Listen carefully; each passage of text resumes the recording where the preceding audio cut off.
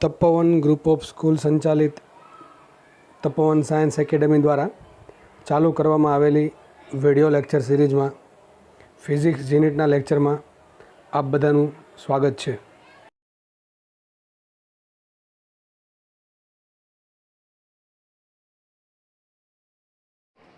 બધા વિદ્યાર્થીઓને હું શૈલેષ કુમાર ઢોલા નમસ્કાર કરું છું અને લેક્ચર નંબર 2 કાર્ય ઉર્જા પાવરમાં બધાનું હાર્દિક સ્વાગત કરું છું. તો લાસ્ટ લેક્ચરમાં આપણે કાર્યનો આછો પાતળો ખ્યાલ મેળવેલો. કાર્યના તમને કુલ 4 સૂત્ર આપેલા. W બરાબર સદિશ એફ ડોટ ડી, W બરાબર integration F dot DR, W બરાબર ડેલ્ટા કે અને W બરાબર માઇનસ ડેલ્ટા યુ. તો એ અને પછી આપણે લાસ્ટમાં આપણે થોડુંક ઉર્જા શું છે અને યાંત્રિક ઉર્જા, ગતિ ઉર્જા અને સ્થિતિ ઉર્જાનો ઉપર છેલ્લો ખ્યાલ મેળવેલો. તો આજે આપણા લેક્ચરમાં સ્પ્રિંગ વિશે જાણીશું, સ્પ્રિંગનો બળ અચળાંક શું છે જાણીશું અને સ્પ્રિંગમાં બળ કઈ રીતે કાર્ય કરે એનો પણ અભ્યાસ કરીશું. તો દરેક આ ચેપ્ટર જે છે એમાં ટોપિક બહુ ઓછા છે અને દરેક ટોપિક બહુ આઈએમપી છે, બરાબર છે. બધી જગ્યાએથી તમે પ્રશ્ન પૂછવાનો તમે એક્સપેક્ટ કરી શકો કે અહીંથી જે ક્વેશ્ચન આવી શકે. તો આપણે વધારે સમય વેડફ્યા વગર આપણે લેક્ચરની શરૂઆત કરીએ. તો જોઈએ આપણે સ્પ્રિંગ શું છે, સ્પ્રિંગ કોન્સ્ટન્ટ શું છે અને સ્પ્રિંગ ફોર્સ શું છે. એ સમજતા પહેલાં આપણે થોડોક સ્પ્રિંગનો બેઝિક ખ્યાલ મેળવી લઈએ કે સ્પ્રિંગ હકીકતે શું થશે. તો સ્પ્રિંગ એક સ્પ્રિંગના ઘણા બધા ટાઈપ આવશે. હેલિકલ ટાઈપ છે સ્પ્રિંગ, સ્પાઇરલ ટાઈપ સ્પ્રિંગ, પછી લીફ સ્પ્રિંગ, ઘણી બધી સ્પ્રિંગ તમે આજુબાજુ જોઈ હશે. આ સ્પાઇરલ સ્પ્રિંગ તમને પેલી ખબર છે, પેલી આ ટાઈપની કંઈક આવે છે, પટ્ટી હશે ને થોડુંક પેલા નાના છોકરાના રમકડામાં આપણે જે ચાવીવાળા રમકડા કહીએ એમાં સિમ્પલ આ સ્પ્રિંગ કામ કરે, બરાબર છે. હેલિકલ સ્પ્રિંગ આપણે વધારે યુઝ થાય છે, હેલિકલ સ્પ્રિંગ આ રીતની સ્પ્રિંગ જે આવે એ. અને લીફ સ્પ્રિંગ જે છે એ તમે કદાચ ઓટોમોબાઈલ એટલે કે કોઈ પણ વ્હીકલ, વાહન, મોટું વાહન જે હશે, માનો કે ઘણી વખત પેલો ટેમ્પો લઈ લો, કોઈ કે છકડો લઈ લો, છોટા હાથી લઈ લો, અથવા જે મોટા ટ્રક્સ હોય છે એ પણ તમે લઈ શકો. એમાં આ ટાઈપની સ્પ્રિંગ હોય, ઘણી વખત તમે જોઈ હશે તો આ રીતની, બરાબર. આ રીતે સ્પ્રિંગ હોય. ટૂંકમાં લીફ ટાઈપ સ્પ્રિંગ હશે કે જે એક સસ્પેન્શનનું કામ કરે. સસ્પેન્શન એટલે કે પેલા બમ્પર જેવું કામ કરે. તો આપણે આનો મોસ્ટલી જે આપણે જે અભ્યાસ છે એ હેલિકલ સ્પ્રિંગ વધારે યુઝ થાય છે અને આપણે જે દાખલા પૂછાય છે પણ હેલિકલ સ્પ્રિંગના વધારે હોય છે.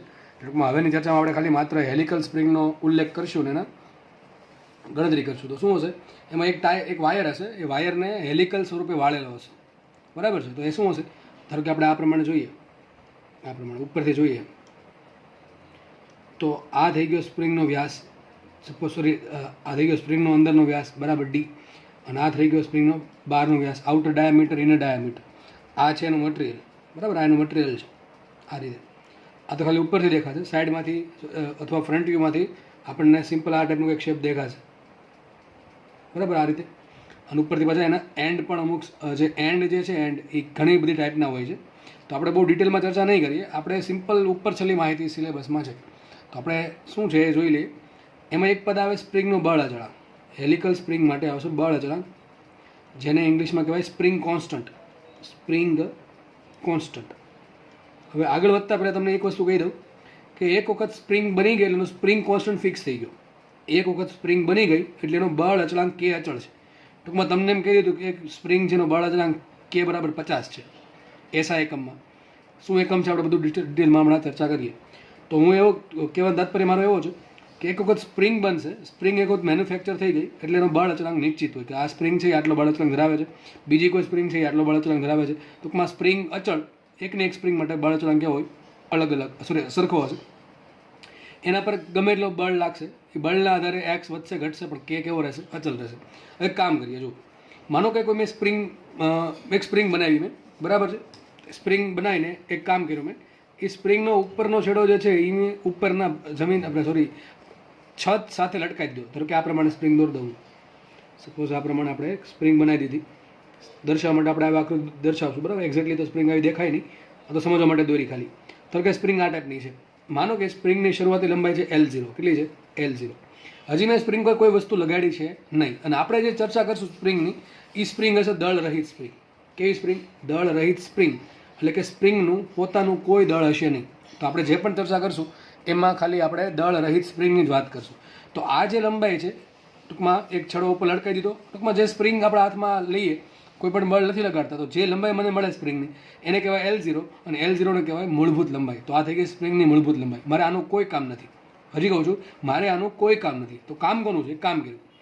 આ જે સ્પ્રિંગ હતી, ખુલ્લી સ્પ્રિંગ, એના છેડે એક કામ કરીએ, એક વજન લટકાવીએ M દળનું. કેટલા દળનું? M દળનું વજન લટકાવીએ. તો આપણને ખબર છે નીચે વજન લટકાવશું. ચલો આ માનો કે આ છેડો છે, આ છેડો ખુલ્લો છેડો છે, અત્યારમાં શરૂઆતમાં ખુલ્લો છેડો છે. તો આજે આવી અને કહેવાય મૂળભૂત લંબાઈ L0. હવે આના છેડે હું વજન લટકાવું છું, એટલે કે M દળ લટકાવું, તો આપણને ખબર છે mg જેટલું બળ નીચે લાગશે, એ શું કરે? સ્પ્રિંગને નીચે તરફ ખેંચવાનો ટ્રાય કરશે. અને એક સમય એવો આવશે, એવું નહીં કે સ્પ્રિંગ ખેંચાતી ગઈ, જમીનને અડી ગઈ, જમીન ફાડીને પાતાળમાં અડી ગઈ, એમ તો થાય નહીં. એક સમય સુધી ખેંચાતી જશે નીચે. હવે જેટલું આપણને સિમ્પલ અનુભવ આપણો એમ કે જેટલું વજન વધારે લટકાવશું, જેટલું દળ વધારે લટકાવશું, એટલી સ્પ્રિંગ વધારે વિસ્તરણ પામે.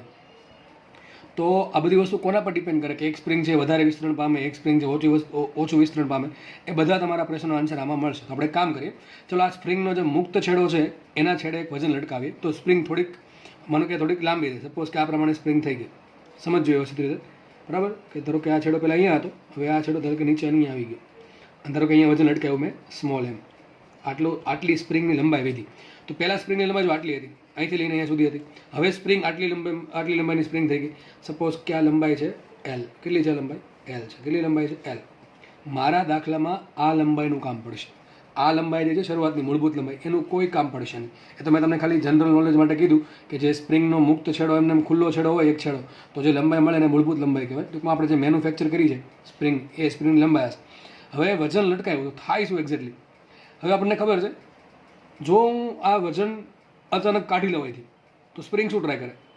ધાડ દેખાને ઉપર જશે, બરાબર? ટૂંકમાં ફટાફટ ઉપર જશે અને પાછી મૂળ અવસ્થામાં આવશે.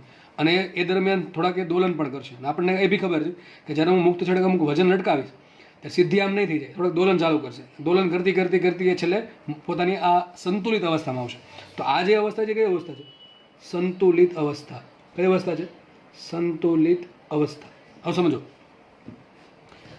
સ્પ્રિંગ પોતાની મૂળભૂત લંબાઈ કરતાં થોડીક વધારે લંબાઈ ધરાવે છે. કેટલી લંબાઈ ધરાવે છે? ધારો કે x0. કેટલી ધરાવે છે? x0. ટૂંકમાં પહેલાં લંબાઈ હતી L0, હવે થઈ ગઈ L, અને L0 કરતાં કેટલા મોટા છે? x0. તો મતલબ એમ થયો કે સ્પ્રિંગની લંબાઈમાં સ્મોલ m દળના કારણે x0 જેટલો વધારો થયો. વ્યવસ્થિત સમજો. અને આપણા માટે આ જે ડાયાગ્રામ છે બહુ MP છે. અહીંયા સ્પ્રિંગ પર કયું બળ લાગે છે? નીચે લાગે છે mg બળ. કયું બળ લાગે? નીચે mg બળ લગાડે છે સ્પ્રિંગ. હવે વિચારો, ખાલી એક જ બળ લાગતું હોત mg, તો સ્પ્રિંગની લંબાઈ વધારે જ કરત, એવું તો પોસિબલ થતું નથી. મતલબ એમ થયો કે જ્યારે સંતુલિત થાય છે ત્યારે જેટલું બળ નીચે લાગે છે એટલું બળ કંઈક ઉપર લાગવું જોઈએ. ધારો કે બળ લાગે છે F. કયું બળ લાગે છે? F. તો F બળ છે એ સ્પ્રિંગ તરફ ઉપર તરફ લાગે છે, અને એક બળ છે એ mg નીચે લાગે છે. આ વસ્તુ અહીંયા સ્થિર થઈ ગઈ છે.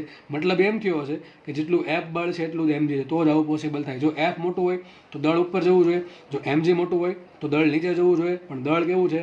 સંતુલિત છે. તો જેટલું F હશે એટલું mg હશે, જેટલું F હશે એટલું mg હશે. હવે બીજી એક વાત, હવે વાત કરીએ બળ અચળાંકની. બીજી વાતમાં કોની વાત કરીએ? બળ અચળાંકની. બળ અચળાંક કોને કહેવાય? માનો કે બળ અચળાંક 50નો છે, એનો શું મતલબ થાય એ પણ સમજશું. બળ અચળાંક 5નો છે, એનો શું મતલબ થાય એ પણ સમજશું. સિમ્પલ બળ અચળાંકની વ્યાખ્યા કેવી હોય કે મારે સ્પ્રિંગને 1 મીટર ખેંચવી હોય. સમજો, સ્પ્રિંગને મારે જે બી સ્પ્રિંગને બનાવી છે એને મારે 1 મીટર ખેંચવી છે, તો જે બહારથી બળ આપવું પડશે, બાહ્ય બળ, જો કે F બળ આપવું પડે છે, તો F બળને મારો સ્પ્રિંગ કોન્સ્ટન્ટ કહેવાય. સમજ પડી કે નહીં?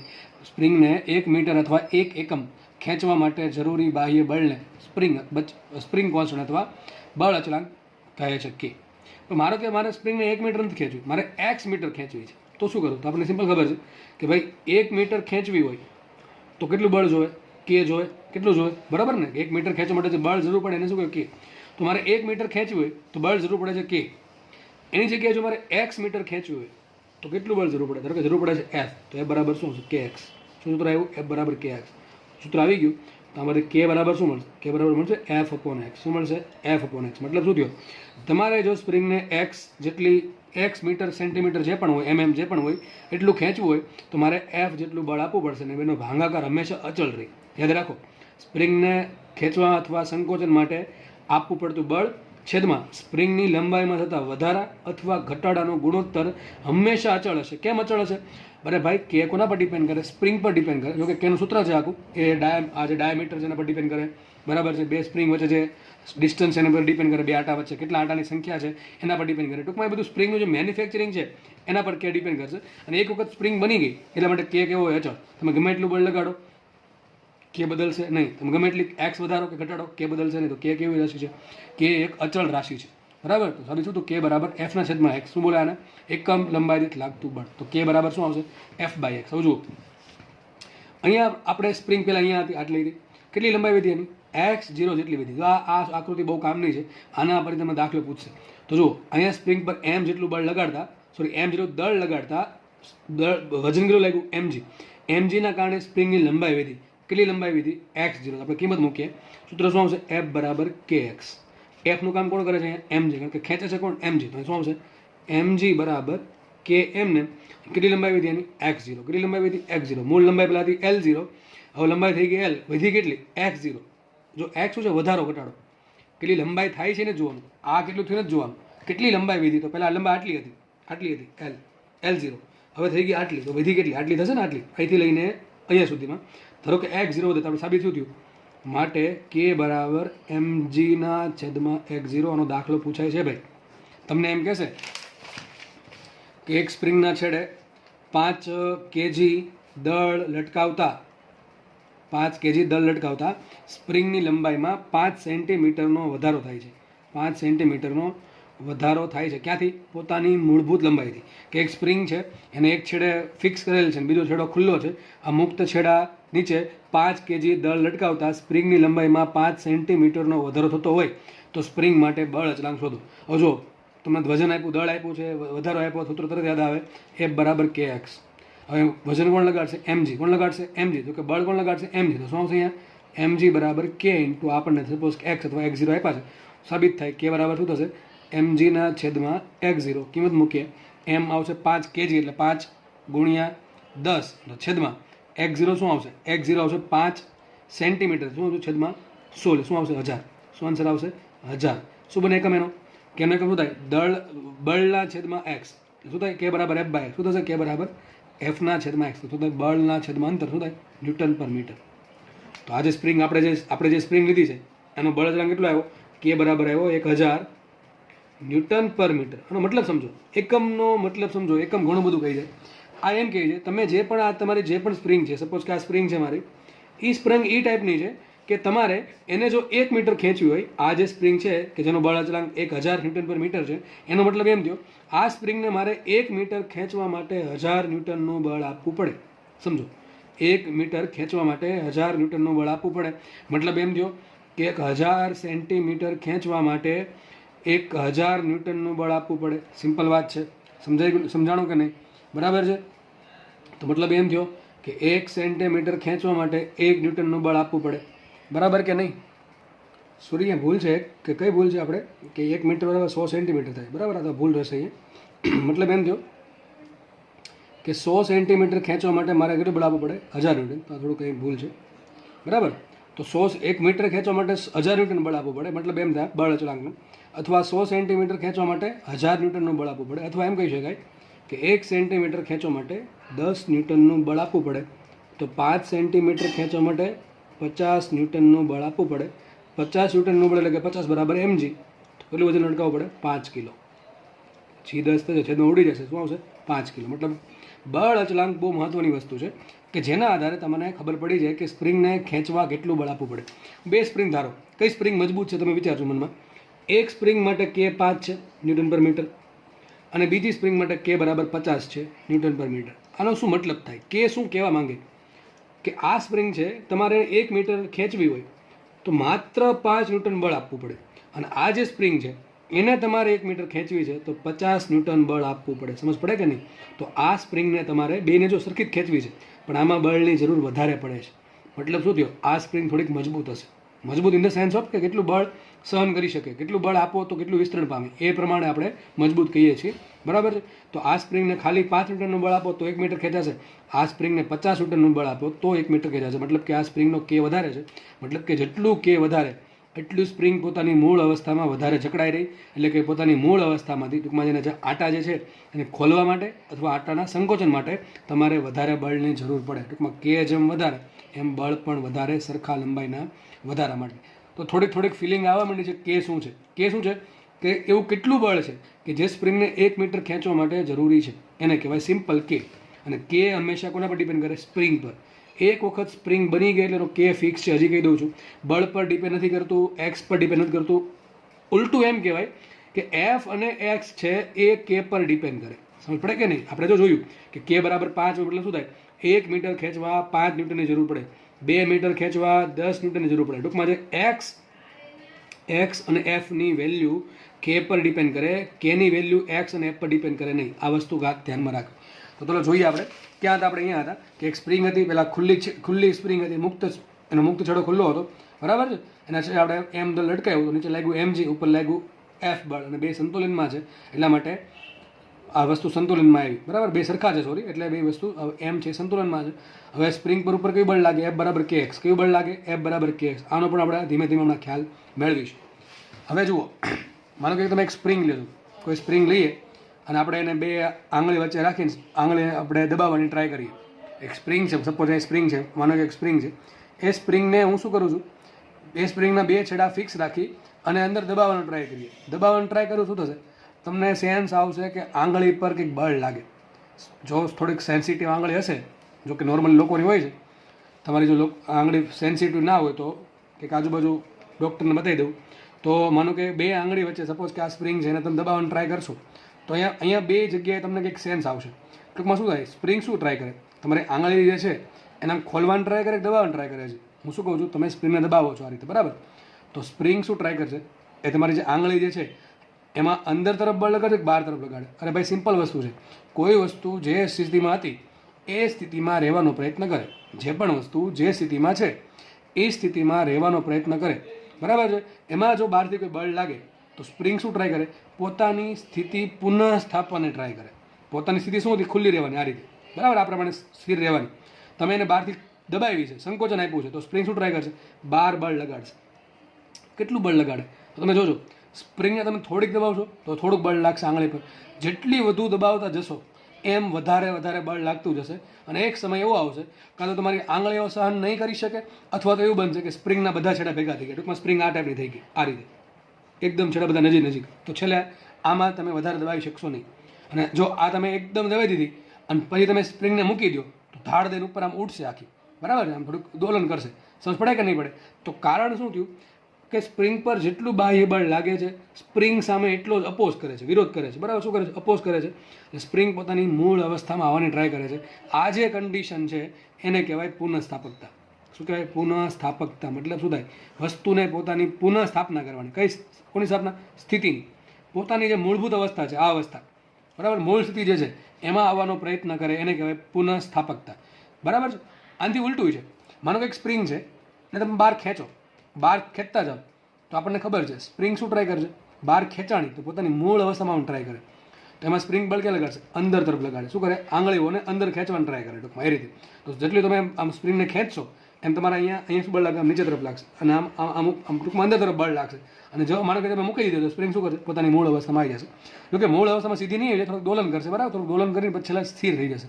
તો આ જે અવસ્થા છે કે સ્પ્રિંગને સંકોચનમાં કરવામાં આવે અથવા સ્પ્રિંગનું વિસ્તરણ કરવામાં આવે, સ્પ્રિંગ પોતાની મૂળ અવસ્થા જાળવી રાખવાનો હંમેશા પ્રયત્ન કરે છે. અને એને શું કહેવાય? પુનઃસ્થાપકતા. આ કઈ રીતે કરે? તો જો આપણે સ્પ્રિંગને સંકોચન કરવાનો ટ્રાય કરીએ તો સ્પ્રિંગ છે એ બાહ્ય બળ ક્યાં લાગ્યું? બાહ્ય બળ કોને લગાડ્યું? આપણે. કોના પર લગાડ્યું? સ્પ્રિંગ પર. જો સ્પ્રિંગને અંદર તરફ બાહ્ય બળ લગાડીશ તો સ્પ્રિંગમાં જે પુનઃસ્થાપક બળ ઉત્પન્ન થાય છે એ બહાર તરફ લાગશે. ટૂંકમાં જે બાહ્ય બળ લાગ્યું એનો વિરોધ કરે છે, વિરુદ્ધ દિશામાં. આનાથી ઉલટું, સ્પ્રિંગ આ પ્રમાણે હતી, એને હું ખેંચવાનું ટ્રાય કરું છું. સ્પ્રિંગને હું ખેંચવાનું ટ્રાય કરું છું તો ખેંચીશ તો બાહ્ય બળ લાગશે મારા દ્વારા ક્યાં? બહાર તરફ. સ્પ્રિંગને બહાર તરફ બળ લાગશે એટલે સ્પ્રિંગ વિસ્તરણ પામશે. પણ સ્પ્રિંગ શું ટ્રાય કરશે? મૂળ અવસ્થામાં માટે અંદર તરફ બળ લગાડશે. તો પુનઃસ્થાપક બળ ક્યાં હશે? હવે અંદર તરફ હશે. મતલબ 100 વાતની એક વાત સાબિત શું થયું? જે દિશામાં બાહ્ય બળ લાગે એની વિરુદ્ધ દિશામાં પુનઃસ્થાપક બળ ઉત્પન્ન થાય. જેમ કે અહીંયા જો આપણા કેસ લઈએ આપણો કે આ સ્પ્રિંગ પહેલાં મૂળ અવસ્થામાં આ રીતે હતી તો કાંઈ બાહ્ય બળ લાગતું નથી, બરાબર છે. એટલે સ્પ્રિંગ પણ કોઈ પુનઃસ્થાપક બળ લગાડશે નહીં. જેવી તમે સ્પ્રિંગને ખેંચવા માટે જેટલું દળ લટકાયું, જેટલું દળ લટકાવશો સ્પ્રિંગનું શું થયું, વિસ્તરણ થયું. શું થયું? વિસ્તરણ. સ્પ્રિંગ શું ટ્રાય કરે? મેં તમને હમણાં કીધું કે તમે જો અચાનક આ દળ હટાવી લો તો સ્પ્રિંગ શું કરશે? ફટાક દઈને અંદર આવી જશે. ટૂંકમાં સીધી નહીં આવે પણ આમ તમારે દોલન, આ એક છેડો આમ દોલન કરી અને છેલ્લે પછી આ સ્થિતિમાં આવી જશે. તો ટૂંકમાં શું થયું? આમાં બાહ્ય બળ ક્યાં લાગે? નીચે લાગે છે. ક્યાં લાગે છે? નીચે તરફ. ટૂંકમાં જેટલું બાહ્ય બળ અહીંયા લાગશે એટલું બાહ્ય બળ ઉપર લાગતું હશે, mg. કારણ કે આ જે સપોર્ટ છે, આ છેડો જે સપોર્ટ કરે એટલા માટે. તો જો આપણે બાહ્ય બળ ટૂંકમાં બહાર તરફ લગાડીએ તો સ્પ્રિંગમાં અંદર બળ ઉત્પન્ન થાય જેને કહેવાય પુનઃસ્થાપક બળ. અને આપણે શું નામ આપ્યું? એફ આપ્યું. આનાથી ઉલટું હોત કે ધારો કે સ્પ્રિંગને મેં દબાઈ દીધી હોત તો શું થાત? તો અંદર દબાવશું તો બાહ્ય બળ અંદર તરફ લાગશે પણ સ્પ્રિંગમાં પુનઃસ્થાપક બળ બહાર તરફ લાગશે. તો આટલો ખ્યાલ બધાને ક્લિયર થઈ ગયો છે, બરાબર છે. આના પરથી આપણે થોડુંક ડિસ્કસ કરીએ હજી કોન્સેપ્ટની. તો આપણે અહીંયા ફરીથી સ્ટાર્ટ કરી દઈએ બધું ફટાફટ. એક સ્પ્રિંગ આ ટાઈપની હતી, બરાબર છે. આ એની મૂળભૂત લંબાઈ હતી. એના છેડે મેં વજન લટકાવ્યું. સપોઝ પ્રમાણે આ પ્રમાણે વજન લટકાવતો થોડીક લંબાઈ વધી. ધારો કે વજન લટકાવ્યું આપણે સ્મોલ એમ. કેટલી લંબાઈ વધી? ધારો કે x0 જેટલી લંબાઈ વધી. અને ડિસ્ટન્સ માપવાનું cm થી. આજે દળ લટકે ને cm થી. તો લખાઈશું એની છે નીચે કઈ બળ લાગશે? mg. એ શું ટ્રાય કરે? સ્પ્રિંગને ખેંચવાનું ટ્રાય કરે. તો સ્પ્રિંગ શું ટ્રાય કરે છે? પોતાની મૂળભૂત અવસ્થા માટે બહારથી બળ અંદર તરફ એમાં બળ લાગશે f. f ને શું કહેવાય? સ્પ્રિંગનું પુનઃસ્થાપક બળ. પુનઃસ્થાપક બળ કેટલું હશે? mg બરાબર f બરાબર શું થાય? kx. શું હશે? kx. kx0 કહીએ દઈએ માટે સાબિત થશે k બરાબર શું હશે? mg by x0. આટલું આપણે ભણ્યા હતા હમણાં, બરાબર છે. આટલું આપણે ભણેલા છીએ હમણાં. હવે મેન વાત છે, સમજો. આપણે આ આકૃતિનું કોઈ કામ નથી. આપણે હંમેશા જરૂર પડશે આ આકૃતિની. હવે શું કર્યું? જો આ લટકાવ્યા પછી થોડોક દોલન કરશે અને અમુક સમય પછી સંતુલિત થઈ જશે. આ સ્થિતિ કેવી છે? સંતુલિત સ્થિતિ છે. ટૂંકમાં સ્પ્રિંગ કોઈ પણ દોલન કરતી નથી, બરાબર છે. સ્પ્રિંગ એકદમ અને આ દળ પણ એકદમ સ્થિર છે. હવે એક કામ માનો કે તમારા મનમાં થોડીક આમ નટકટાઈ સૂજી એટલે તમે એક કામ કર્યું, આને હવે થોડાક ચાળા કર્યા, બરાબર. તમારા ચાળા કરવાની ચાહત ઉત્પન્ન થાય તમારા શરીરમાં. એટલે આપણે થોડુંક આને ખેંચીએ. કોને ખેંચીએ? આને નહીં, આ તો ભૂલી જ જાઓ. આને ખેંચીએ. આ શું છે? સ્પ્રિંગ મૂળભૂત અવસ્થામાં, મૂળભૂત નહીં પણ સંતુલિત અવસ્થામાં છે. હવે હું ધારો કે આને x જેટલું નીચે ખેંચું છું. દાખલા ગણવા માટે આ આકૃતિ કામની છે. તો એક લાઈન દોર દઉં અહીંયા. સપોઝ કે આ લાઈન દોર દઉં છું. મારા માટે આ લાઈન કામની છે. આ લાઈનનું કોઈ કામ નથી. તો આ લાઈન મારા માટે કામ નહીં. સમજો, આ જે લાઈન છે ખાલી બળ અચળાંક શોધવા માટે કામ લાગશે, બાકી કંઈ કામ નહીં લાગે. તો આ લાઈન મારા માટે મેન લાઈન છે કે આ અહીંયા સંતુલિત લાઈન છે. કોની વચ્ચે? આ બે લાઈન વચ્ચે સંતુલિત અવસ્થામાં રહી છે. હવે એક કામ કરીએ, આ દળને હું કોને પકડું? દળને પકડીને નીચે ખેંચું. કેટલું ખેંચું? તો સમજો, તમારે જેટલું દળને નીચે લઈ જવું હશે એટલું વધારે બળ લાગશે. તમે જોજો, સ્પ્રિંગને થોડીક ખેંચવી હોય થોડુંક બળ આપવું પડે, વધારે ખેંચવી હોય વધારે બળ આપવું પડે. જેમ તમે વધારે ખેંચતા જાઓ એમ વધારે બળ લાગતું જાય. આંગળી પર બહુ બળ લાગશે, બરાબર. જેટલી વધારે ખેંચશો એટલું વધારે બળ લાગશે. તેના પરથી સાબિત થાય કે મારે ધારો કે સ્પ્રિંગને x જેટલી ખેંચવી છે તો બાહ્ય બળ આપવું પડે f is proportional two x. આ સિમ્પલ પ્રેક્ટિકલ અનુભવ છે. એમાં કાંઈ બહુ મેથેમેટિક્સ કે ફિઝિક્સ નથી આવતું. સિમ્પલ વાત છે.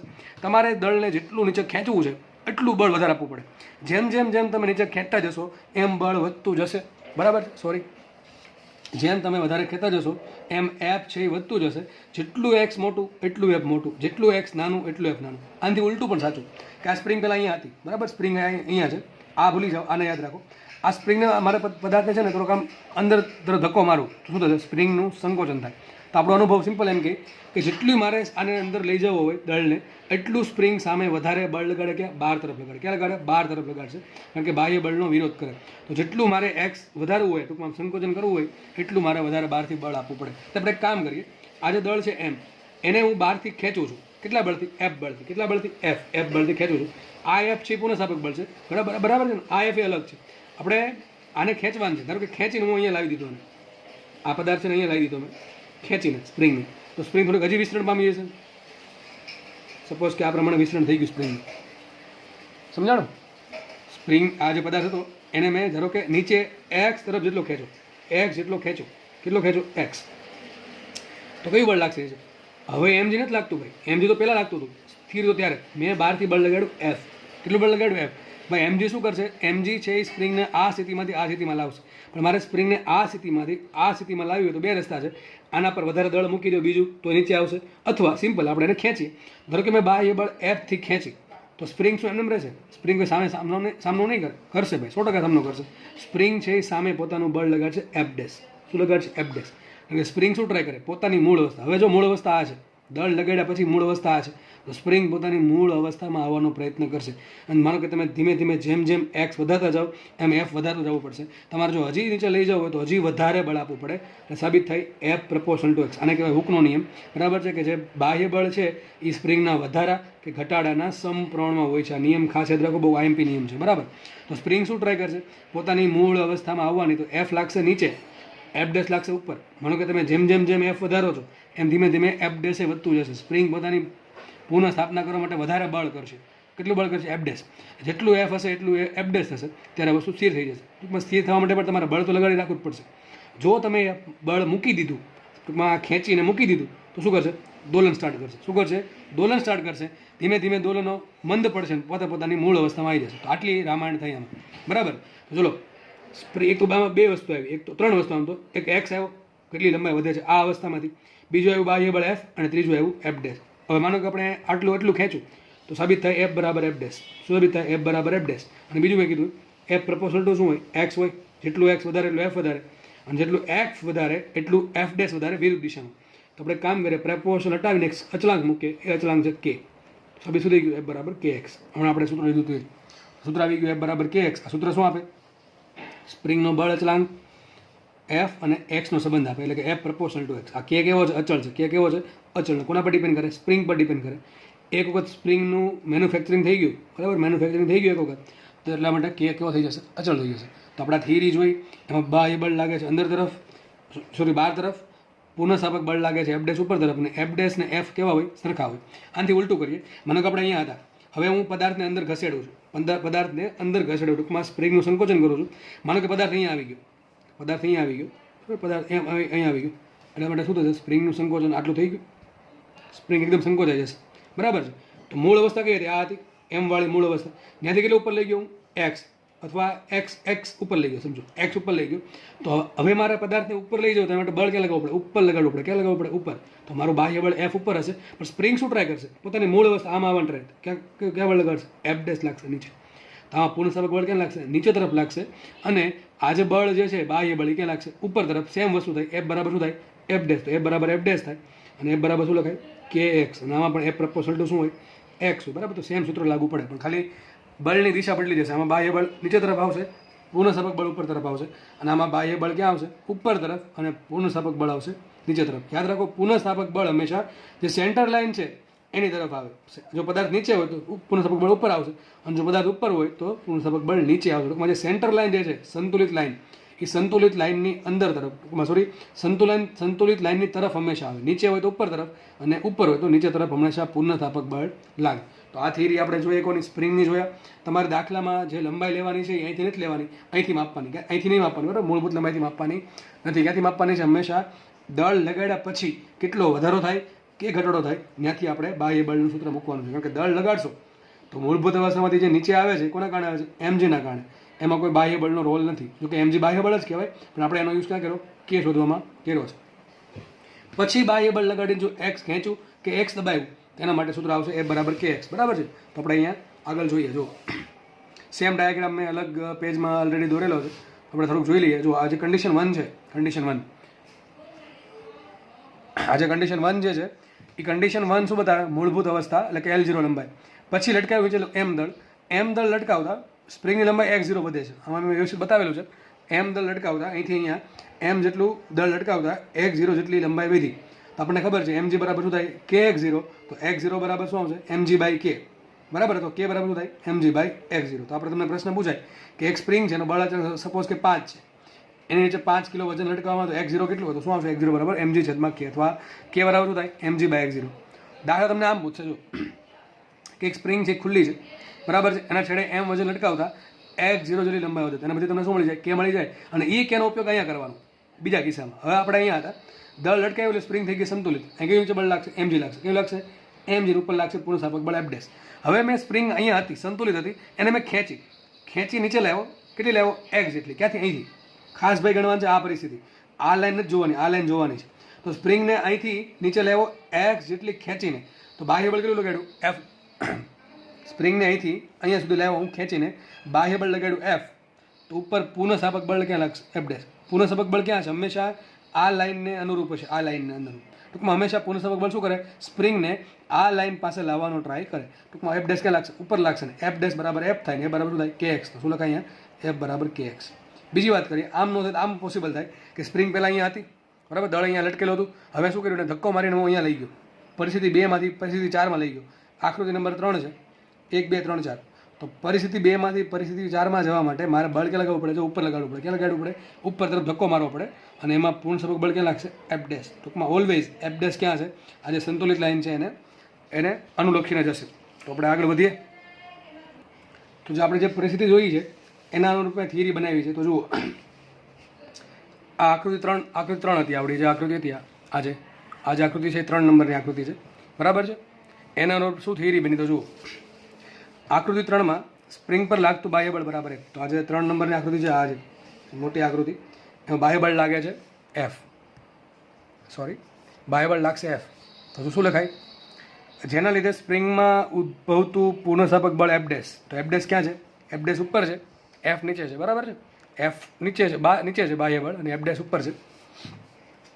અને બીજું ખબર છે આપણને, એફ પ્રપોર્શનલ ટુ એક્સ. મતલબ શું થયું, એક્સ શું છે, સ્પ્રિંગની લંબાઈમાં થતો વધારો. ક્યાંથી, જો આ શબ્દ મહત્વનો છે, આ ક્વેશ્ચન, વધારો ક્યાંથી ગણવાનો મેં તમને કહી દીધું.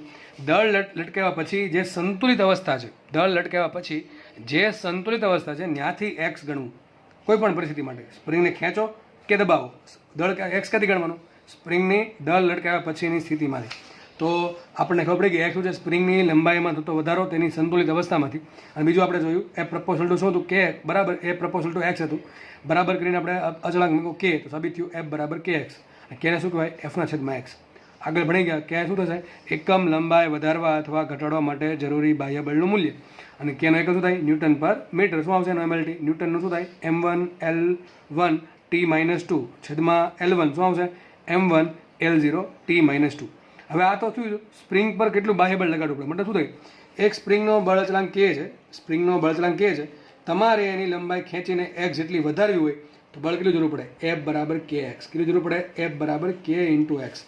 તો એ જ લખ્યું છે અહીંયા કે સ્પ્રિંગ પર લાગતું બાહ્ય બળ એ બરાબર શું આવશે, કે એક્સ આવશે. સ્પ્રિંગ પર લાગતું બાહ્ય બળ આવશે એ બરાબર કે એક્સ. હવે જુઓ, પુનઃસ્થાપક બળ ક્યાં લાગે, ઉપર તરફ લાગે. ક્યાં લાગે, ઉપર તરફ. જેમ કે આપણે ખેંચી તો એફ લાગશે નીચે તરફ, અને એફ ડેશ ક્યાં લાગશે, ઉપર તરફ. એફ ડેશનું મૂલ્ય કેટલું હોય, તો કે એફ જેટલું. એફ ડેશનું મૂલ્ય કેટલું હશે, એફ જેટલું. એફનું મૂલ્ય કેટલું છે, કે એક્સ. તો એફ ડેશનું મૂલ્ય કેટલું હશે, કે એક્સ, પણ આગળ આવશે માઇનસ. માઇનસ શું બતાવે, જો કે આ સદિશ સ્વરૂપે આવશે, બરાબર. સદિશ એફ ડેશ બરાબર માઇનસ સદિશ એફ. તો સદિશ એફ ડેશ બરાબર શું થાય, માઇનસ કે એક્સ. આ માઇનસ શું બતાવે, માઇનસ એમ બતાવે છે કે જે એફ જે છે બાહ્ય બળ, એનાથી વિરુદ્ધ દિશામાં પૂર્ણસ્થાપક બળ લાગશે. અને પૂર્ણસ્થાપક બળ શું કરે, તો કે એફનો સામનો કરીને સ્પ્રિંગને પોતાની મૂળ અવસ્થામાં લાવવાનો પ્રયત્ન કરે. ટૂંકમાં જો તમે અચાનક એફ હટાવી લો તો સ્પ્રિંગ પોતાની મૂળ અવસ્થામાં એફ ડેશના કારણે આવી જાય. મતલબ સાબિત થયું, પુનઃસ્થાપક બળ એ એફની વિરુદ્ધ દિશામાં, એટલે કે લંબાઈના વધારા કે ઘટાડાની વિરુદ્ધ દિશામાં લાગીને સ્પ્રિંગને મૂળ અવસ્થામાં લઈ જવાનો પ્રયત્ન કરે છે. શું કહે છે, જુઓ, અહીંયા મેં સ્પ્રિંગને ખેંચીને લંબાઈ વધારવાની ટ્રાય કરી, તો સ્પ્રિંગનો બળ, પુનઃસ્થાપક બળ શું ટ્રાય કરશે, સ્પ્રિંગનો લંબાઈ ઘટાડીને મૂળ અવસ્થામાં લઈ જવાનો પ્રયત્ન કરશે. અહીંયા એફ ડેશ શું કામ કરે, તો અહીંયા સ્પ્રિંગને મેં દબાવી, એટલે કે લંબાઈ ઘટાવી છે, તો એફ ડેશ શું ટ્રાય કરશે, સ્પ્રિંગને લંબાઈ વધારીને પોતાની મૂળ અવસ્થામાં લઈ જવાનો પ્રયત્ન કરશે. એટલા માટે લખ્યું છે પુનઃસ્થાપક બળ એફ ડેશ એ શું ટ્રાય કરશે, એફની વિરુદ્ધ દિશામાં, એટલે કે લંબાઈના વધારા કે ઘટાડાની વિરુદ્ધ દિશામાં લાગીને સ્પ્રિંગને મૂળ અવસ્થામાં લઈ જવાનો પ્રયત્ન કરશે. તો આપણે અહીંયા જોયું કે સ્પ્રિંગ પર કેટલું બળ લાગે છે, કેટલું પુનઃસ્થાપક બળ લાગે છે, અને કેટલું બાહ્ય બળ લાગે છે. હવે કામ કરવાનું છે. આપણે એ ખબર પડી ગઈ કે મૂળ અવસ્થામાંથી સ્પ્રિંગને જો દબાવીશ કે એને ખેંચીશ તો સ્પ્રિંગમાં એક ટાઈપની ઉર્જા સંગ્રહ પામશે. કેમ ઉર્જા સંગ્રહ પામે, ભાઈ ઉર્જા સંગ્રહ ન પામતી હોય, વિચારો તમે અહીંયા એક વજન લટકાવ્યું છે, અચાનક તમે સ્પ્રિંગને મૂકી દો તો સ્પ્રિંગ શું થાય, ફટાફટ અહીંયા આવી જશે. તો એક ઉર્જા હતી તો જ આવી, એની પાસે ઉર્જા સંગ્રહ થઈ એટલા માટે ત્યાં આવી. અથવા એમ વિચારી શકો કે અહીંયા એક દળ આપણે શું કર્યું, સંકોચન કર્યું, બરાબર છે. સ્પ્રિંગને સંકોચન અવસ્થામાં રાખી, સંકુચિત અવસ્થામાં. અચાનક જો હું બળ હટાવેલું છે તો શું કરશે, સ્પ્રિંગ ફટાક દઈને અહીંયા નીચે આવી જશે. તો આવું કેમ થાય છે, સ્પ્રિંગમાં એક ઉર્જા સંગ્રહ પામે છે, બરાબર છે ને. આપણે આ ઉર્જાનો ઉપયોગ કરીએ છીએ. જેમ કે બુલેટની વાત કરીએ, ગનની અંદર બુલેટ એ કેવી રીતે કામ કરે, સિમ્પલ આ કોન્સેપ્ટ પર કામ કરે. એમાં એક ગનમાં શું થશે, સિમ્પલ સમજાવો, બહુ ડિટેલમાં નહીં સમજાવતો, બરાબર છે. આ કંઈક ગન છે, ગનનો ટાઈપમાં ગન છે, બરાબર. અહીં કંઈક સ્પ્રિંગ હશે, એ સ્પ્રિંગ કેવી હશે, બંધિત અવસ્થામાં હશે. આગળ સપોઝ કે ગોળી છે, બરાબર છે, બેરેલ છે આખું, અને એમાં શું થશે, સ્પ્રિંગ જેવો તમે પેલું ટ્રિગર દબાવશો એટલે સ્પ્રિંગ શું રિલીઝ થાય. આ જે સ્પ્રિંગ છે એ સંકોચાયેલી હશે ગનની અંદર. જેવું તમે ટ્રિગર પ્રેસ કરશો એટલે શું થશે, આ જે સ્પ્રિંગ છે એ ખુલ્લી થાય અને ખુલ્લી થવાના કારણે કોના પર બળ લગાડે, આ કોના પર બળ લગાડશે, પેલી ગોળી પર બળ લગાડશે, બુલેટ છે આગળ ફાયર થશે. સિમ્પલ. જો કે એમાં સ્પ્રિંગનો બળ સ્ટ્રેન્થ બહુ વધારે હોય, બરાબર છે. તો આ ટાઈપનું જેમાં યુઝ થાય છે. બહુ ઉપર છેલ્લી માહિતી આપી ગન વિશે. તો સેમ વસ્તુ છે કે જ્યારે સ્પ્રિંગને દબાવવામાં આવે કે એને વિસ્તરણ કરવામાં આવે ત્યારે એક ટાઈપની ઉર્જા સંગ્રહ પામે. કેટલી ઉર્જા સંગ્રહ પામે એ મારે શોધવાનું છે. તો મેં એક રીત તમને કીધી કે ધારો કે આપણે કાર્ય શોધવાનું છે. ઉર્જા એટલે શું થાય, કાર્ય. તો કાર્ય બરાબર શું થાય, એફ ડોટ ડી. તો શું આવશે, એફ ડી કોસિટા એ બરાબર શું હોય, કે એક્સ ને શું હોય, કે એક્સ. એ બરાબર કે એક્સ માં કેટલી ઉર્જા આવશે, કે એક્સ સ્ક્વેર. આ ખોટી રીત છે. કેમ? મેં તમને કીધું સૂત્ર ક્યારે વાપરવાનું, એફ બરાબર ડબલ્યુ બરાબર એફ ડોટ ડી તમે વાપરી ક્યારે શકો, અરે ભાઈ બળ અચળ હોય તો વાપરી શકો. અહીંયા બળ અચળ નથી. કેમ અચળ નથી? હમણાં કીધું F is proportional two x. F is proportional two x છે. મતલબ શું થાય, જેટલું એક્સ વધારે હશે કે ઓછું હશે એમ એફ વધતું જાય કે ઘટતું જાય. તો એફ તો અચળ છે નહીં. તમારે જેટલી સ્પ્રિંગને લાંબી કરવી હોય એટલું બળ વધારવું પડે. જેટલું જેમ એક્સની સ્પ્રિંગ લંબાઈ વધતી જશે એમ બળ પણ વધતું જાય. તો આ રીત ચાલે નહીં. તો આને ચોકડો મારી દઉં. તો આ રીત શું કામ લખી છે કે તમે આ ટાઈપની ભૂલ ના કરો એટલા માટે. તો આપણે રીત કઈ વાપરવી પડે, ચલો આપણે બીજા પેજમાં. તો આપણે નેક્સ્ટ હવે એ વાત કરીએ કે સ્પ્રિંગમાં સંગ્રહાયેલ ઉર્જા શોધવી કઈ રીતે. તો સપોઝ કે કોઈ એક સ્પ્રિંગ હતી, ખુલ્લી સ્પ્રિંગ. સપોઝ આ રીતે આપણે એના છેડે વજન લટકાવી દીધું આ રીતે એમ. તો આ થઈ ગઈ સંતુલિત અવસ્થા. હવે માનો કે અહીંથી સ્પ્રિંગને એક્સ જેટલી ખેંચવામાં આવે, એટલે અહીંયા આટલી હશે, બરાબર છે. ધીમે ધીમે હું ખેંચીશ તો જેમ જેમ ખેંચતો જઈશ એમ એક્સ વધતું જશે. એક્સ શું છે, સ્પ્રિંગની સંતુલિત અવસ્થામાંથી તમે દળને કેટલું ખેંચો છો. તો જો જેમ એક્સ વધશે એમ એફ વધશે, કારણ કે આપણને ખબર છે એફ પ્રપોર્શનલ ટુ એક્સ છે. અને બેન સંબંધ શું આવે, એફ બરાબર આવે કે એક્સ. શું સંબંધ આવશે, એફ બરાબર કે એક્સ. મતલબ એમ થયો કે જેટલી હું સ્પ્રિંગને ખેંચતો જઈશ એમ એક્સ વધતું જશે. જો એક્સ વધતું જાય તો બળ વધતું જશે એફ. એટલે માટે બળ અચળ નથી. તો આપણે સૂત્ર શું વાપરવું પડે, હવે બીજી વાત આપણે અહીંયા શોધવું પડે કાર્ય. કેમ કાર્ય શોધવું પડે, કારણ કે સ્પ્રિંગને તમારે અહીંયાથી લઈને ધારો કે ખેંચીને અહીંયા પહોંચાડવી છે. ટૂંકમાં દળ જે છે એને મારે એક્સ જેટલું ખેંચવું છે. આ બે વચ્ચે લાઇન ડિસ્ટન્સ છે કેટલું, એક્સ. આટલું ખેંચવું છે. આટલા ખેંચવા માટે મારે શું થાય, જો દળ અહીં પહેલાં અહીંયા હતું, દળ અહીંયા આવી ગયું, બરાબર છે. તો દળનું સ્થાનાંતર થાય છે. કેટલું સ્થાનાંતર થાય, એક્સ જેટલું. બીજી વાત, અહીંયા બળ પણ લાગે છે. બળ ક્યાં લાગશે, નીચે તરફ લાગશે. ટૂંકમાં કે નીચે બળ લાગતું હશે એફ. ધીમે ધીમે ધીમે બળ વધતું જશે કારણ કે એક્સ વધે છે. તો એમ બે વસ્તુ થાય છે, બળ પણ લાગે છે, સ્થાનાંતર પણ થાય છે. તો શું થયું, કાર્ય. ટૂંકમાં મારે જો સ્પ્રિંગને ખેંચવી હોય, લંબાઈ વધારવી હોય તો મારે એના પર કરવું પડે કાર્ય. અને કાર્યનું સૂત્ર શું આવશે, ડબલ્યુ બરાબર સદિશ એફ ડોટ ડી. નહીં ચાલે કારણ કે આપણામાં બળ અચળ નથી. તો શું કરવું પડે, કઈ સૂત્ર વાપરવું પડે, સંકલન એફ ડોટ ડીઆર સદિશ એફ ડોટ સદિશ ડીઆર. આ વાપરવું પડશે. આગળ વધીએ, સંકલન એફ. ચલો એફ શું છે, જરૂરી બળ કે જે સ્પ્રિંગને ખેંચવામાં મદદરૂપ થશે. સપોઝ કે છે એફ, બરાબર છે. ડીઆર તરીકે શું આવશે, ડીએક્સ આવશે. કેમ ડીએક્સ આવશે, બળ છે સપોઝ કે એક જ દિશામાં આપણે બળ લગાડીએ છીએ, એક જ દિશામાં જાય છે. માનો કે જે ઊભી લાઈન જે છે, ઊભી દિશા, એ મારા માટે ધારો કે એક્સ દિશા છે. કઈ દિશા છે, એક્સ દિશા. તમે વાય ધારી શકો, ઝેડ ધારી શકો, એનાથી કોઈ ફરક પડે નહીં. આ તો બધી જગ્યાએ આપણે એક્સ વાપરીએ છીએ એટલા માટે મેં એક્સ લીધું. તમે વાય લઈ શકો અને ઝેડે લઈ શકો, કંઈ ફરક પડશે નહીં. તો આગળ વધીએ કે જો સ્પ્રિંગમાં મારે લંબાઈ વધારીને એક્સ જેટલી લંબાઈ વધારવી હોય તેના માટે હું એફ બળ લગાડું તો એફ અને એક્સ એક દિશામાં હોય તો શું થશે, એફ ડોટ ડીએક્સ. બંનેની દિશા એક જ હોવાથી થીટા થશે 0. તો ખાલી વચ્ચે શું અહીંયા એફ ડીએક્સ. આગળ ભણાવેલું છે. ટૂંકમાં એમ કહી શકાય કે બળનો એક જ ઘટક અવેલેબલ છે, એક્સ દિશાનો. વાય અને ઝેડ દિશાના ઘટક નથી. ખાલી એક જ પદ આવશે, સંકલન એફ ડીએક્સ. તો આગળ વધીએ, ઇન્ટિગ્રેશન ઓફ એફ. એફ શું છે આપણું ખબર છે, એફ બરાબર છે કે એક્સ. તો મુખ્ય કિંમત એફ બરાબર કે એક્સ લેતા કે એક્સ ઇન્ટુ ડીએક્સ. કે આવી ગયો 12. શું આવશે, સંકલન એક્સ ઇન્ટુ ડીએક્સ. શું આવી ગયું, એક્સની એક ઘાતનું સંકલન શું થાય. ધારો કે પહેલાં લંબાઈ કેટલી હતી, પહેલાં લંબાઈ કેટલી વધી હતી, 0. પહેલાં સ્પ્રિંગની લંબાઈ કેટલી વધી હતી, 0. ધારો કે લંબાઈ કેટલી વધી, હવે એક્સ વધી. જો એક્સ વધારો સૂચવે છે, લંબાઈ કેટલી થઈ નથી સૂચવતું, બરાબર છે. તો ધારો કે પહેલાં લંબાઈનો વધારો 0 હતો, ધારો કે લંબાઈનો વધારો હવે એક્સ છે. તો લખાઈશું અહીંયા કે ઇન્ટુ એક્સની એક ઘાતનું સંકલન થાય એક્સ સ્ક્વેર બાય 2. અને તમે લિમિટ છોડશો એટલે આવો આન્સર આવશે કે એક્સ સ્ક્વેર બાય 2. તો આ થઈ ગયું કાર્ય. મતલબ શું બતાવે, હાફ કે એક્સ સ્ક્વેર. કેટલો આવશે, હાફ કે એક્સ સ્ક્વેર. તો આ સમીકરણ બતાવે શું કે ભાઈ મારે સ્પ્રિંગની લંબાઈ એક્સ એટલી વધારવી હોય એટલું મારે આટલું કાર્ય કરવું પડે. કેટલું કાર્ય કરવું પડે, હાફ કે એક્સ સ્ક્વેર, બરાબર છે. હવે આપણે વાત કરતા હતા સ્પ્રિંગની ઉર્જાની. તમે ઉર્જા ક્યાંથી આવે, ચલો એ કહી દઈએ. તો જુઓ, જે તમે જે કાર્ય કરશો એના કારણે સ્પ્રિંગની લંબાઈ વધશે. તો આપણો સિમ્પલ અનુભવ એમ કહે કે ભાઈ આપણે જો અહીંયા સ્પ્રિંગને એક્સ જેટલી લંબાઈ વધારીને અહીંયા લાવ્યા, બરાબર, દળને અહીંયા લાવ્યા. હવે જો દળને અહીંથી જે બળ છે હટાવી લેવામાં આવે, અચાનક જો બળ હટાવી લેવામાં આવે તો આપણને ખબર છે સ્પ્રિંગ ફટાક દઈને અહીંયા આવી જશે પાછી ઉપર, ટૂંકમાં સીધી નહીં આવે, દોલન કરશે, બરાબર છે. અને દોલન કર્યા પછી અમુક સમય પછી એ ઉર્જાનો વ્યય પામશે આજુબાજુના વાતાવરણમાં, એટલે પછી દળ છેલ્લે અહીંયા આવી જશે. તો હકીકત શું થયું એવું કે આપણે સ્પ્રિંગ પર કાર્ય કર્યું, એ કાર્યના કારણે સ્પ્રિંગની પુનઃસ્થાપકતાના ગુણધર્મના કારણે સ્પ્રિંગમાં ઉર્જા સંગ્રહ પામશે, જેને કહેવાય યુ.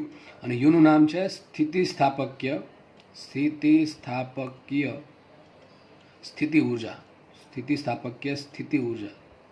આપણે જસ્ટ ને સ્થિતિ ઉર્જા કહીશું. સ્થિતિ ઉર્જા કેમ આવી સ્પ્રિંગની, ગતિ ઉર્જા કેમ ન આવી? તો તમને કહું, સ્પ્રિંગની જે સ્થિતિ છે અહીંયા, આ જે સ્થિતિ, કઈ સ્થિતિ કે ખેંચાયેલી સ્થિતિ, એના કારણે એમાં ઉર્જા સંગ્રહ પામે છે, એટલા માટે સ્થિતિ ઉર્જા આવી. અથવા સ્થિતિ ઉર્જાની વ્યાખ્યા છે કે ઊંચાઈના કારણે અથવા કોઈ પદાર્થની સંરચનાના કારણે, એની ડિઝાઇન કેવી છે, એ ડિઝાઇનના કારણે જે પણ ઉર્જા સંગ્રહ પામે એને બધી ઉર્જાને એવી સ્થિતિ ઉર્જા કહેવાય. તો આપણે શું કર્યું અહીંયા, સ્પ્રિંગ પર કાર્ય કર્યું, અને જેટલું કાર્ય કરશું, જેટલું તમે વધારે ખેંચશો એટલી સ્પ્રિંગમાં વધારે ઉર્જા સંગ્રહ પામે, હજુ વધારે ખેંચશો હજુ વધારે ઉર્જા સંગ્રહ પામશે. ટૂંકમાં જે આ કાર્ય છે એ આપણે બહારથી કાર્ય કરવું પડશે, આ કાર્ય કરવું પડશે. અને જેટલું કાર્ય કરશો એટલું તમને શું મળશે, સ્પ્રિંગમાં ઉર્જા સંગ્રહ પામશે. તો સાબિત થશે કરેલું કાર્ય બરાબર સ્પ્રિંગમાં સંગ્રહિત ઉર્જા, W બરાબર U. સૂત્ર શું આવશે એનું, હાફ KX². તો હજુ ઘણા બધા સૂત્ર છે, હાફ KX² નામ પણ લખાય, હાફ KX ઇન્ટુ એક્સ, બરાબર કે નહીં? તો KX ને શું કહેવાય, F શું કહેવાય, તો શું આવશે Fx/2. તો બીજું સૂત્ર આવી ગયું, સ્પ્રિંગમાં સંગ્રહિત ઉર્જાનું બીજું સૂત્ર Fx/2. પેલું સૂત્ર હાફ KX². હજી એક સૂત્ર છે, જો આ સૂત્ર K ને Xમાં છે, આ સૂત્ર F ને Xમાં છે, તો આપણે એક કામ કરીએ, એક સૂત્ર આપણે K અને Fમાં લાવીએ. તો એક કામ કરીએ, આને સમજો, અહીં સમજાવી દઉં છું. આ સમીકરણને હું K વડે ગુણું ને K વડે ભાંગું. આ સમીકરણને હાફ KX² ને K વડે ગુણ્યા, K વડે ભાંગ્યા, તો K વડે K તો હતા જ, અને ઉપરથી પછી બીજા જે K વડે ગુણ્યા છે એ શું થઈ જશે, K². તો લખાશે આવું, હાફ K²X²/K, બરાબર કે નહીં? તો K વડે ગુણ્યા, K વડે ભાંગ્યા, તો ઉપર K ઇન્ટુ K થઈ ગયા K² ઇન્ટુ X² છેદમાં K. આ K² ઇન્ટુ X² શું છે, આ W બરાબર U બરાબર છે, K² ઇન્ટુ X². તો જો આને શું કહેવાય, F². બળનો વર્ગ થાય ને, F બરાબર શું થાય, KX, F બરાબર થાય KX. તો K² ઇન્ટુ X² બરાબર શું થાય, F². તો સૂત્ર આવશે F²/2K. F²/2K. તો ત્રણ સૂત્ર છે, બરાબર છે. એક છે હાફ KX², એક છે Fx/2 ને એક છે F²/2K. તો આ શું થયું, તમને સ્પ્રિંગમાં કેટલી ઉર્જા સંગ્રહ પામશે એ બતાવે છે. તમને રકમમાં K અને X આપ્યા હોય તો સૂત્ર વાપરજો, હાફ KX². તમને એમ કીધું હોય કે બળ અને X ની બેની વાત કરી તો સૂત્ર આવશે Fx/2. અને જો બળ અને K ની વાત કરીએ તો સૂત્ર આવશે F²/2K. તમને એમ કીધું કે બળ અચળ છે, બળ અચળ હોય તો તમે કોઈ બી આ સૂત્ર વાપરી શકો, કે તો લખાશે W∝X. અને જો બળ અચળ હોય તો લખાય W∝1/K. સમજ પડે કે નહીં? તો જે જગ્યાએ જેની વાત કરીએ છે, ત્રણ ત્રિપુટીમાંથી કોઈ પણ બેની વાત કરીએ છે, એના આધારે આપણે ત્રણેયમાંથી કોઈ એક સૂત્રની પસંદગી કરીશું દાખલા ગણવા માટે. નોર્મલ તમને આ સૂત્ર વધારે કામ લાગશે કે સ્પ્રિંગમાં સંગ્રહિત ઉર્જા આવશે હાફ KX², બરાબર છે. હવે દાખલા કઈ ટાઈપના પૂછાય, તમને જે કાર્ય જે છે એ કાર્ય કરવા માટે અલગ અલગ સૂત્ર આપે. જેમ કે એમ કહેશે કે એક સ્પ્રિંગ છે, આ પ્રમાણે ઊભી રાખી હતી, નીચે ચડવાનો ફિક્સ છે, ઉપરથી માનો કે હું ઉપરથી ધારો કે 10 મીટર ઉપરથી એક પદાર્થના પર મુક્ત પતંગ કરું છું, તો શું થશે, આ પદાર્થની કઈ ઉર્જા હોય, પદાર્થમાં સ્થિતિ ઉર્જા હોય કઈ, mgh. એ mghનો ઉપયોગ ક્યાં થાય, હકીકત આ જે સ્પ્રિંગ છે ને સંકોચવામાં થાય. તો આ જે સ્થિતિ ઉર્જા છે એના ભોગે શું મળ્યું, એના ભોગે મળે તમને સ્પ્રિંગની સ્થિતિ ઉર્જા હાફ KX². તો ટૂંકમાં બેન સરખાવવાની વાત આવે. આવા ઘણા બધા દાખલાને આપણે પ્રેક્ટિસ કર્યું તમે, એટલે તમારો ખ્યાલ વધારે ક્લિયર થશે. તો તમારે યાદ શું રાખવાનું છે સૂત્ર, કે સ્પ્રિંગમાં કેટલી ઉર્જા સંગ્રહ પામે, હાફ KX² બરાબર Fx/2 અને F²/2K. આ હાફ KX² ને તમે ગતિ ઉર્જા પરથી યાદ રાખી શકો કે ભાઈ પદાર્થની ગતિ ઉર્જા કેટલી હોય, હાફ mv². એ પ્રમાણે સ્પ્રિંગની સ્થિતિ ઉર્જા હોય હાફ KX², બરાબર, હાફ KX² ને હાફ mv². આપણે આના પર સૂત્ર જોયેલા P²/2m અથવા PV/2, એ પ્રમાણેના પણ સૂત્ર આવશે કયા કે Fx/2 અને F²/2K. તો આ પ્રમાણે તમે જોઈ શકો છો. ચલો આગળ વધીએ આપણે. તો નેક્સ્ટ થિયરીમાં આપણે એ ચર્ચા કરશું કે સ્પ્રિંગને મારે, ધારો કે તમને દાખલામાં એમ કીધું છે એક સ્પ્રિંગ છે એ 5 સેન્ટીમીટર ખેંચેલી છે, ઓલરેડી 5 સેન્ટીમીટર ખેંચેલી જ છે, એને મારે 10 સેન્ટીમીટર ખેંચવી છે. તો નવી કેટલી ખેંચવાની એની 5, સમજ પડે કે નહીં? એક સ્પ્રિંગ છે એની જે સંતુલિત સ્થિતિ હતી ત્યાંથી 5 સેન્ટીમીટર ઓલરેડી ખેંચેલી છે, તમારે નવી એને 5 સેન્ટીમીટર ખેંચીને કુલ 10 સેન્ટીમીટર ખેંચવાની છે.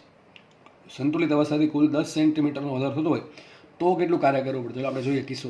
તો કંઈક આવું હશે.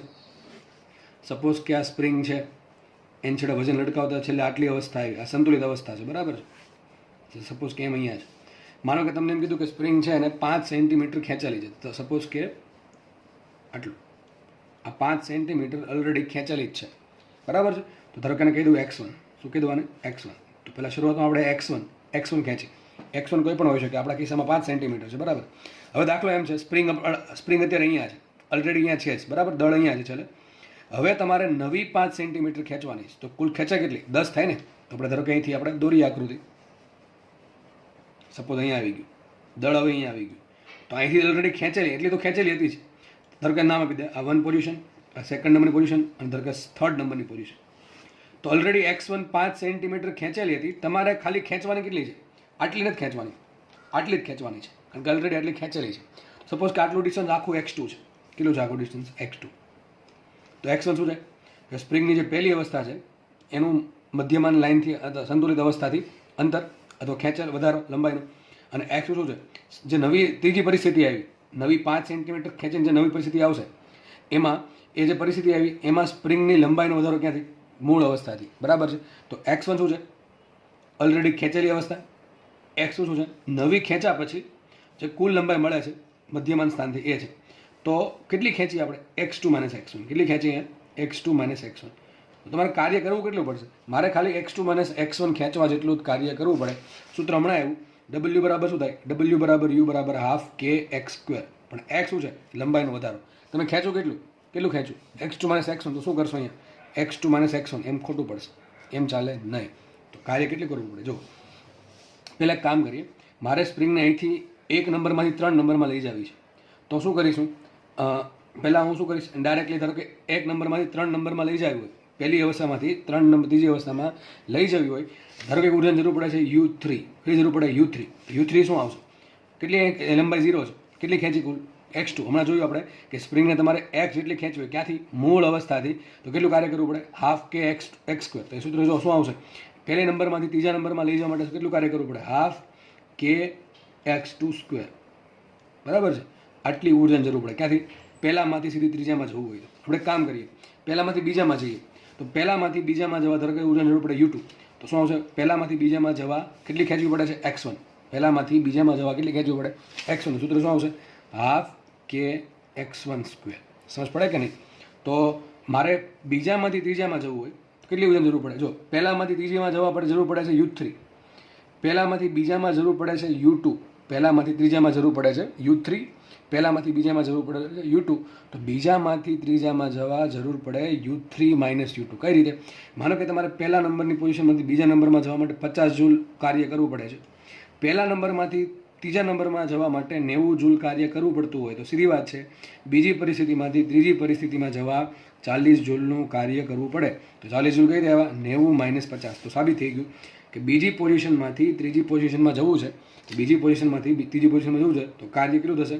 કાર્ય બરાબર શું આવશે? આ બેન બાદ બાકી શું આવશે અહીંયા? ½ kx2² - x1². સૂત્ર આ બહુ આઈએમપી સૂત્ર છે.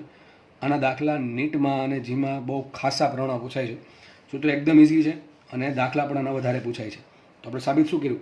પહેલાં આપણે એ જોયું કે સ્પ્રિંગની લંબાઈ મારે x વધારવી હોય તો કાર્ય કેટલું કરવું પડે? ½ kx². પછી આપણે એ જોયું કે સ્પ્રિંગની લંબાઈ ઓલરેડી x1 વધેલી જ છે, એમાંથી મારે x2 લંબાઈ કરવી છે. કુલ આ x2 છે કુલ લંબાઈ છે, અને x1 પણ કુલ લંબાઈ છે. ક્યાંથી? મધ્યમાન સ્થાનથી. x2 કુલ લંબાઈ છે મધ્યમાન સ્થાનથી, અને x1 પણ છે મધ્યમાન સ્થાનથી, બરાબર. તો શું કેટલું કાર્ય કરવું પડશે? ½ kx2² - x1². ઘણાને આ પ્રમાણે રીત ના ફાવે તો આ પ્રમાણે રીત આપણે જોઈ હતી કે કાર્ય બરાબર શું થાય? સંકલન f dx. f બરાબર શું મૂકીએ? kx. તો આવશે kx dx, બરાબર. k આવી ગયા 12, તો શું આવશે અહીંયા? x dx. આપણે હમણાં લંબાઈ શરૂઆતમાંથી કેટલી? x1 તો હતી, બરાબર. કેટલી લંબાઈ હતી શરૂઆતમાં? x1 હતી જ. કેટલી કરી કુલ? x2, બરાબર છે. લંબાઈ પહેલાં x1 હતી ને કુલ થઈ ગઈ કેટલી? x2. વધારો કેટલો કર્યો? x2 - x1. એ હંમેશા યાદ રાખો. કેટલો વધારો કર્યો આપણે? x2 - x1. તમે લિમિટ છોડો શું આન્સર આવશે? x ની એક ઘાતનું સંકલન શું થાય? x²/2. શું થાય? x²/2. અને લિમિટ શું આવશે? x1 થી x2. બસ શું આવશે હવે? આ બે ચલો બહાર લો, શું લખાય? k/2. અહીં શું વધશે? x². લિમિટ આવશે x1 થી x2. તો તમે લિમિટ છોડો શું સૂત્ર આવશે? k/2 કૌંસમાં x2² - x1. તો સેમ સૂત્ર આવે છે, એટલે કે બે રીતે તમને સમજાવી દીધું. સૂત્ર શું છે? ½ kx2² - x1². તો આ પણ આઈએમપી સૂત્ર મેં તમને કીધું એમ. તમને મેં બે રીતે સમજાવ્યું છે કે ઓલરેડી તમે u3 - u2 કરો તો પણ સેમ આન્સર આવશે, અથવા સંકલનથી પણ એ જ આન્સર આવે છે. તો યાદ રાખો, સ્પ્રિંગની લંબાઈ x1 માંથી કુલ x2 કરવા, એટલે કે લંબાઈ x2 માઇનસ x1 વધારવા માટે, અથવા એમ કહી શકો ઘટાડવા માટે, હમણાં કહું છું, ઘટાડવા માટે જરૂરી કાર્ય અથવા સ્પ્રિંગમાં સંગ્રહાતી નવી ઉર્જા, શું આવશે? u બરાબર w બરાબર કેટલા આવશે? હાફ કે x2 square minus x1 square. તો સૂત્ર આઈએમપી છે, મેં તમને કીધું એમ. હવે ઘણી વખત છે ને, માનો કે તમે x1 0 આપ્યું તો મૂકી દો 0, સૂત્ર આપણું પહેલાં જૂનું જ આવી જશે, હાફ કે x2 સ્ક્વેર અથવા હાફ કે x સ્ક્વેર, બરાબર છે. તો સૂત્ર તમને કોઈ પણ જગ્યાએ કામ લાગશે કે લંબાઈ પહેલાં ઓલરેડી કેટલી હતી, એમાંથી કુલ કેટલી કરી. જેમ કે તમને એમ કે એક સ્પ્રિંગ લંબાઈ 5 સેન્ટીમીટર ખેંચેલી છે, સ્પ્રિંગને 5 સેન્ટીમીટર ખેંચેલ છે, તેને નવી 4 સેન્ટીમીટર ખેંચવા જરૂરી કાર્ય. તો શું કરશો? હાફ કે x2 શું આવશે? 5 કે 4? અરે ભાઈ, એક નહીં આવે બેન, સરવાળો. શું થાય બેનો? સરવાળો. કેમ સરવાળો? કારણ કે x2 છે એ કુલ લંબાઈનો વધારો છે. પહેલાં 5 સેન્ટીમીટર હતી, નવી તમે 4 સેન્ટીમીટર ખેંચી તો કુલ કેટલી લંબાઈ આવશે? કેટલી આવશે લંબાઈ? આવશે કેટલી? 9 સેન્ટીમીટર. 9નો વર્ગ માઇનસ x1 શું હતું? 5નો વર્ગ. અને સેન્ટીમીટરને પછી મીટરમાં ફેરવવું પડે, કેની કિંમત મૂકો તો તમારો આન્સર આ પ્રમાણે આવી જશે. હવે આજે સૂત્ર આપણે જે વિસ્તરણના લેખા, જે બી સૂત્ર આપણે પહેલાં દળ અહીંયા હતું, પછી લંબાઈ વધારીને એટલું કર્યું, પછી પાછી લંબાઈ વધારીને એટલું કર્યું. તો જે પણ સૂત્ર આપણે વિસ્તરણના લેખા છે, એ જ સૂત્ર સંકોચનના લાગુ પડે. જેમ કે પહેલાં દળ અહીંયા હતું, તમારે એને દબાઈ દીધું, કે દળ અહીંયા આવી ગયું, બરાબર છે, અહીંયા આવી ગયું. તમે એને x1 જેટલી સ્પ્રિંગને સંકોચન આપ્યું, મારે સ્પ્રિંગને હજુ સંકોચન આપું, સપોઝ આટલું, દળ અહીંયા આવી ગયું, અને આ લંબાઈ x2 છે. સમજ પડે કે નહીં? જેમ આપણે વિસ્તરણ કર્યું એ પ્રમાણે સંકોચન કરીએ, તો સંકોચન કરવામાં આપણે કાર્ય કરવું પડશે, કારણ કે સ્પ્રિંગ ટ્રાય શું કરે? મૂળભૂત અવસ્થામાં રહેવાની. તો સેમ ફિનોમિના લાગુ પડે કે સંકોચનમાં જે વિસ્તરણમાં જે સૂત્ર આવશે એ જ સૂત્ર બેઠા શોના આવશે? સંકોચનના આવશે. તો સંકોચન માટે અને વિસ્તરણ માટે સ્પ્રિંગના કોઈ અલગ અલગ સૂત્ર છે નહીં, બેયના સૂત્ર સરખા છે. તો ટોપિક અહીંયા સ્પ્રિંગનો પૂરો થાય છે. આપણે એ જોયું કે સ્પ્રિંગમાં કેટલું કાર્ય કરવું પડે. ચલો, કેટલું કાર્ય થાય સ્પ્રિંગમાં? F બરાબર kx અથવા F પ્રપોર્શનલ ટુ x હોય. કે શું છે? સ્પ્રિંગનો બળ અચળાંક છે. ચલો, આ વાત કરી.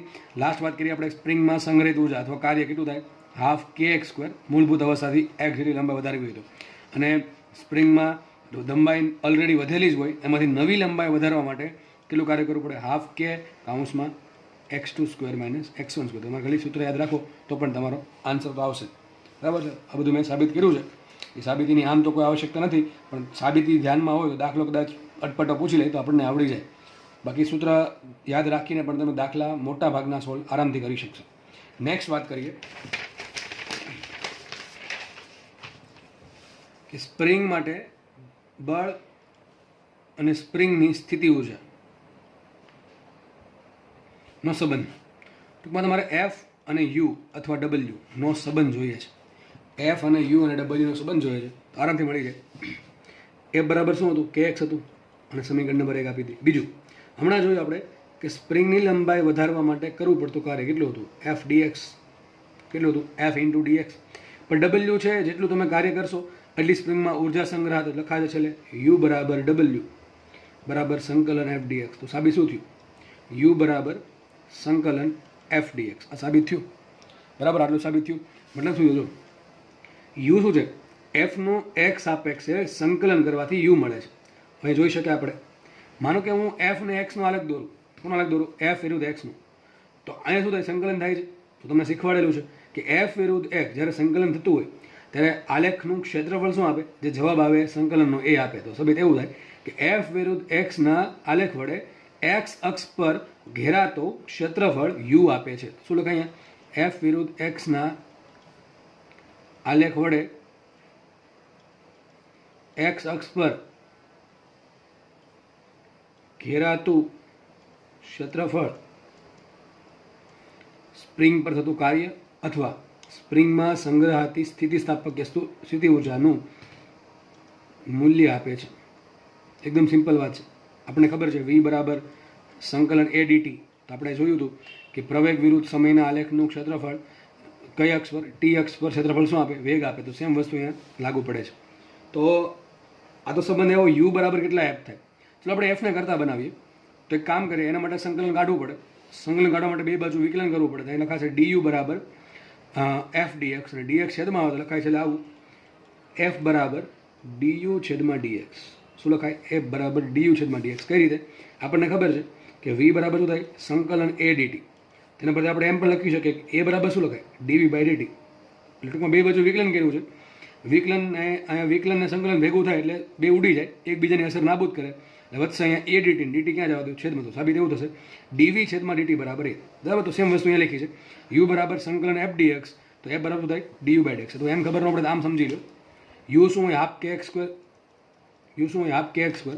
બરાબર. એનું આપણે વિકલન કરો તો કોની સાપેક્ષ એક્સ આપે તો લખાઈશું ડીયુ બાય ડીએક્સ. ચલો હાફ એમને રાખીએ, કે એમને રાખીએ, અને એક્સ સ્ક્વેરનો વિકલન શું થાય? 2x આવશે. 2x શું આવશે? અહીંયા કે એક્સ આવી ગયું, અને કે એક્સ શું કહેવાય? એ. તો સાબિત શું થાય? ડીયુ બાય ડીએક્સ બરાબર એ. સેમ બધી વસ્તુ છે.